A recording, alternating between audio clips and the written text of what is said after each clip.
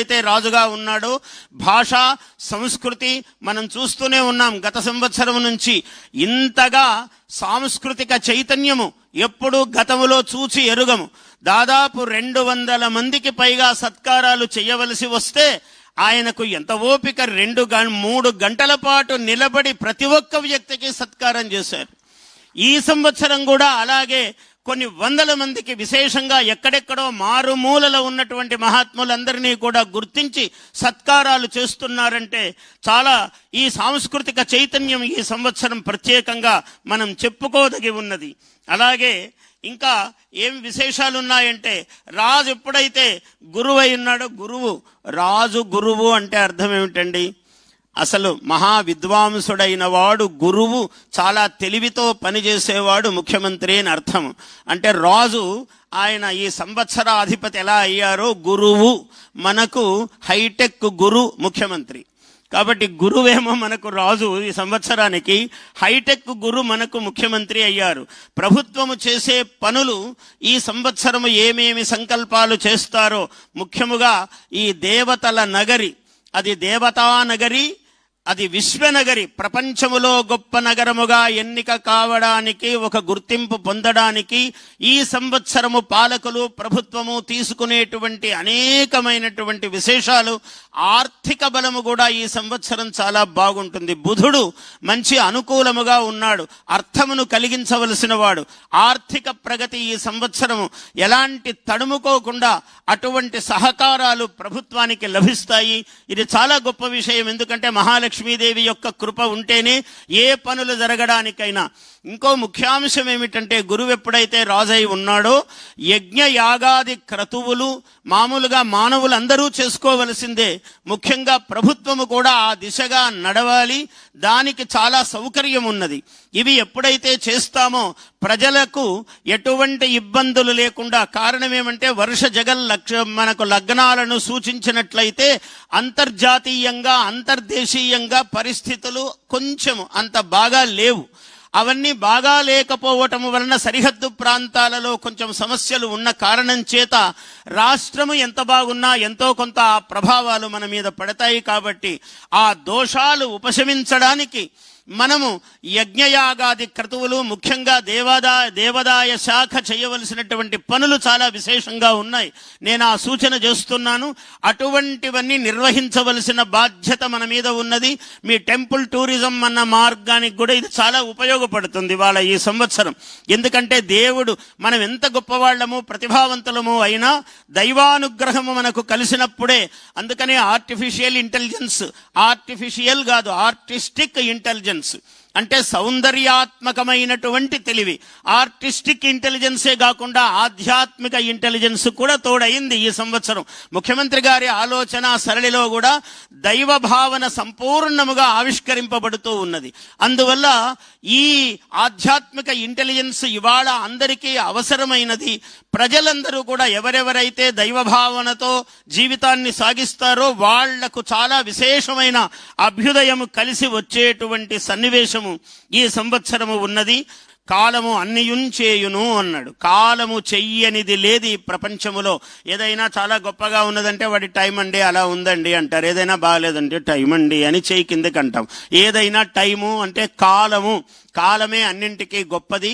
అటువంటి కాలము సర్వోన్నతముగా సర్వోత్తమముగా మనకు అద్భుతమైనటువంటి అనుగ్రహాన్ని ప్రసాదించాలి అని కోరుతూ, అటువంటి కాలము మనకు సర్వానుగ్రహప్రాయముగా ఉండాలని ఆ కాలస్వరూపుడైనటువంటి పరమేశ్వరుణ్ణి ప్రార్థిస్తూ,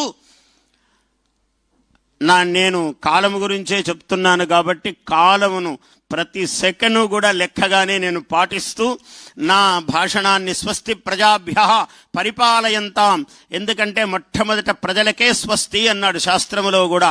పరిపాలయంతాం వెంటనే ఎక్కడికి వెళ్ళాడంటే రాజులు ధర్మముగా పరిపాలించాలి, ప్రభువులు. స్వస్తి ప్రజాభ్యః పరిపాలయంతాం న్యాయేన మార్గేణ మహీం మహిషాః. ప్రభుత్వం ఎప్పుడైతే ధర్మప్రదముగా ప్రవర్తిస్తుందో ప్రజలందరికీ క్షేమం కలుగుతుంది అన్నారు. అలా చాలా నిత్యోత్సాహముతో వయస్సును లెక్కం చేయకుండా ఒకే మాట చెప్తాను. ఆయన కాల కిరీటధారి మన ముఖ్యమంత్రి చంద్రబాబు నాయుడు గారు. కాలమును కిరీటముగా మలుచుకున్న మహాప్రతిభాశాలి. అందరికీ అలా చేత కాదు, చాలా కష్టము. మనము ఆదర్శముగా తీసుకోవాలి. ఏమిటంటే కాలములో అనేక ఒడిదుడుకులుంటాయి. ఎటువంటి పరిస్థితినైనా ఎన్నుకొని నిలబడి దాన్ని కిరీటముగా మలుచుకోగలవాడే మహనీయుడవుతారు. అటువంటి ముఖ్యమంత్రి గారికి, వారి కుటుంబమునకు, వారి యొక్క మంత్రివర్గ సహచరులకు శతమానం భవతి శతాయుః పురుషः శతేంద్రియ ఆయుష్యేవేంద్రియే ప్రతిష్టతి. తులారాశి చిత్త 3, 4 పాదములు, స్వాతి 4 పాదములో, విశాఖ 1, 2, 3 పాదములో ఆదాయం 5, వ్యయం 14, రాజ్యభూజ్యం 6, అవమానం 3. ఇది తులారాశి. తులారాశి వారికి ఈ సంవత్సరము చక్కగా అద్భుతమైనటువంటి రోజు. ఇంకొకటి కూడా చెప్పుకోవాలి కాబట్టి, ఉగాది కాబట్టి రాజు గురించి మాట్లాడుకోవాలి. మన రాష్ట్రానికి రాజు రేవంత్ రెడ్డి గారు కాబట్టి, రేవంత్ రెడ్డి గారి యొక్క రాశి చిత్తా నక్షత్రం, తులారాశి. పంచమాధిపతి, అష్టమాధిపతి భాగ్యంలో బుధుడున్నాడు వారికి. ఆ బుధుడి యొక్క దశ ఇప్పుడు జరగబోతోంది కాబట్టి వారికి బ్రహ్మాండంగా ఈ సంవత్సరం అనుకూలంగా ఉండబోతోంది. కుంభలగ్నంలో పుట్టారు, బలం అనేటువంటిది పెరిగింది. కానీ అక్కడక్కడ లగ్నంలో రాహువు యొక్క ప్రభావం ఉండడం చేత 6వ స్థానంలో శని ఉన్నాడు ఈ సంవత్సరం. కాబట్టి 6వ స్థానంలో శని గోచార రీత్యా ఉండటము శత్రువుల మీద జయం సాధించటానికి కాస్త బలమనేటువంటిది ఉన్నది. అయితే కొద్దిగా కూడా నిద్రపోకుండా ఎల్లప్పుడూ అలర్ట్గా, జాగ్రత్తగా, అప్రమత్తతతో ఉంటేనే వారికి జయం అనేటువంటిది అద్భుతంగా ఉంటుంది. భాగ్యంలో నవమంలో గురువు, పంచమంలో రాహువు అప్పుడప్పుడు తలనొప్పులు ఇచ్చినప్పటికీ సమర్థత, దైవ బలము, ఇటు రాశి ప్రకారంగా గోచార బలము, నడుస్తున్నటువంటి దశాబలము, ఇవన్నీ వారికి యోగ్యతనిచ్చి ఈ సంవత్సరం వారికి తిరుగులేని విధంగా వారిని కాపాడుతాయి అని. రాజు బాగుంటే రాష్ట్రం బాగుంటుంది కాబట్టి వారి గురించి 3 విషయాలు చెప్పడం అనేటువంటిది ఇదెందుకో ఇది బాగా స్తుతించారు అని మాత్రం దయచేసి మీడియాలో రాయకండి. పంచాంగం ఇంతకంటే ఎక్కువ చెప్పడం అనేటువంటిది కుదరదు. కారణం ఏమిటంటే ఇక్కడికి వచ్చి 4 మాటలు చెప్పితేనే రాష్ట్రం బాగుంటుంది. కాబట్టి రాజు బాగుండాలి. రాజు గురువయ్యాడు, ఆ గురువు రాష్ట్ర మంత్రివర్గమును కాపాడుగాక. కాబట్టి తులారాశికి ఈ సంవత్సరం తిరుగులేదు. తులారాశి వారు ఎవరైనా సరే అద్భుతంగా ఉండబోతోంది. వారికి పెళ్లిళ్ళు కాని వారికి పెళ్లిళ్ళు అవుతున్నాయి, డబ్బు వస్తుంది, అలాగే ఇండ్లు కొంటారు. అన్ని రకాలుగా గత 4-5 సంవత్సరాలుగా ఏవేవైతే మీకు ఇబ్బందులు పెట్టాయో అవన్నీ తొలగిపోయి కాలు మీద కాలు వేసుకొని ఈ కాలు నాదే, ఈ కాలు నాదే, అన్ని కాళ్ళు నావే అనేవారే తులారాశి వారు.